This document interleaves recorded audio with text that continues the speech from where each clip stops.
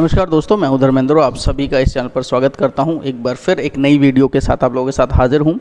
और क्योंकि आज विजयदशमी है, दशहरा है, तो मुझे लगा क्यों ना एक सबसे इम्पोर्टेंट जो चीज़ है इस दशहरे के उपलक्ष्य में हमें जो सीखनी चाहिए, जाननी चाहिए और समझनी चाहिए, वो हर व्यक्ति विशेष के लिए शायद ये चीज़ है जो हमें ज्ञान के रूप में कह सकते हैं सबसे बड़े पंडित या सबसे बड़े ज्ञानी यानी दशानंद रावण के द्वारा हमें दी गई।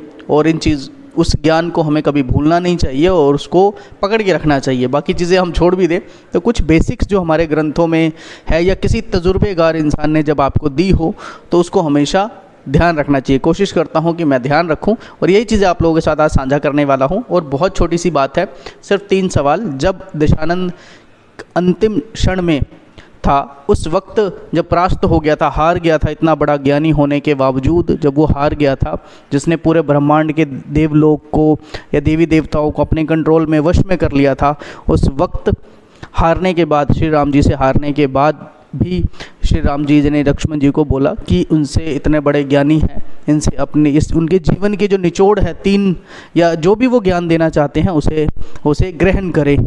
तो पहले वो गए तो सिर की तरफ जाके बैठे और रावण ने कुछ नहीं बताया, फिर वापस आ गए श्री राम जी के पास। उसके बाद फिर श्री राम जी ने कहा कि आप शिक्षक स्टूडेंट की तरह, मतलब एक विद्यार्थी की तरह जाके चरणों में बैठो और तब ज्ञान लो कि ज्ञान आपको प्राप्त करना है। फिर वो दोहराया गया और फिर रावण ने अंतिम क्षणों में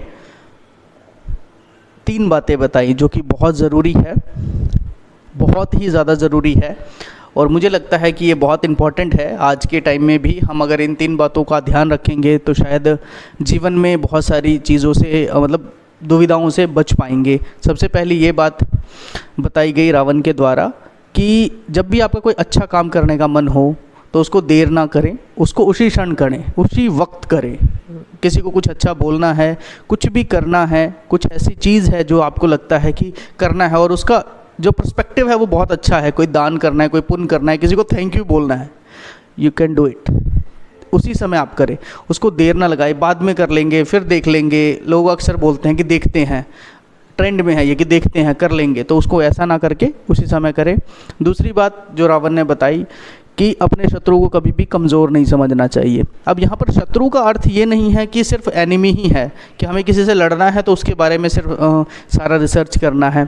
शत्रु का मतलब है आपके जो शत्रु हैं उसको पहचानें। स्टूडेंट लाइफ में हमारे कॉम्पिटिशन्स बहुत सारे होते हैं, उसके बाद भी कॉलेज लाइफ में भी ऐसा चलता है या वर्किंग कल्चर में भी चलता है। तो शत्रु का मतलब ये नहीं है कि कोई शत्रु है जिससे हमें लड़ना है तो इसलिए सिर्फ इन चीज़ों की तरफ सोचना है।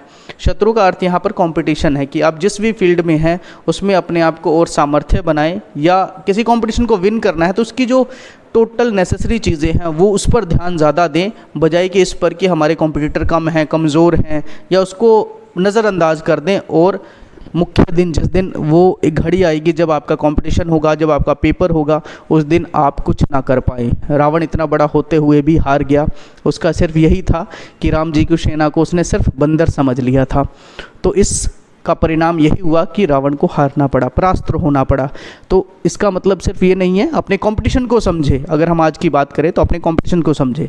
तीसरी बात की आगे कही गई रावण के द्वारा, तीसरी बात यहाँ पर ये कही गई जो कि बहुत ही इम्पोर्टेंट है कि हमें अपने लोभ पर कंट्रोल रखना चाहिए। अब लोभ क्या है?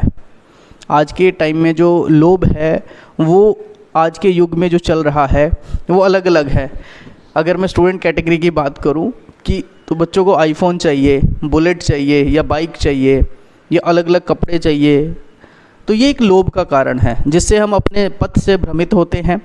और इसकी शायद हमारी बहुत बड़ी नीड भी नहीं है, ज़रूरत भी नहीं है, और ना हमारी क्षमता है कि हम उसे संभाल पाएंगे, कि वेयर कर पाएंगे।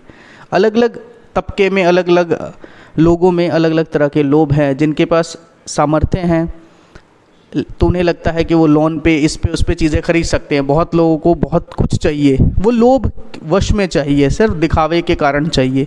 उनकी बेसिक रिक्वायरमेंट नहीं है, बेसिक रिक्वायरमेंट ऑलरेडी फुलफ़िल हो रही है, सिर्फ दिखावे के कारण उन चीज़ों की प्राप्ति करना चाहते हैं। और एक समय ऐसा आता है जहाँ वो परास्त हो जाते हैं, टूट जाते हैं, क्योंकि समय बदलता रहता है। इंसान सिर्फ इस चीज़ को भूल जाता है जो समय आज आपके पास है वो कल बदलेगा, उस बदले हुए समय में क्या आप उसको सरवाइव कर पाएंगे, ये हमें नहीं पता है और किसी को भी नहीं पता है। तो आप लोभ से वशीभूत होकर, यानी लोभ में डूबकर कुछ चीज़ें ना करें।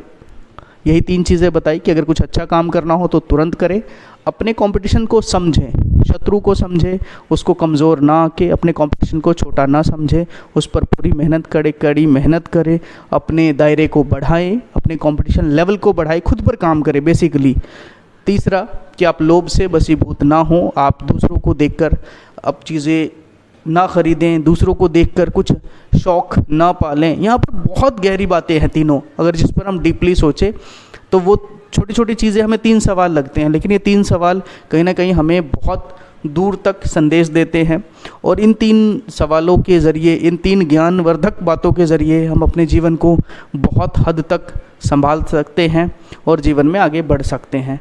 तो मैं यही कहना चाहूँगा कि आप इन 3 बातों का ध्यान रखें अपने जीवन में और कुछ अच्छा करने की कोशिश करें। तो आप सभी को विजयदशमी की हार्दिक शुभकामनाएं। धन्यवाद।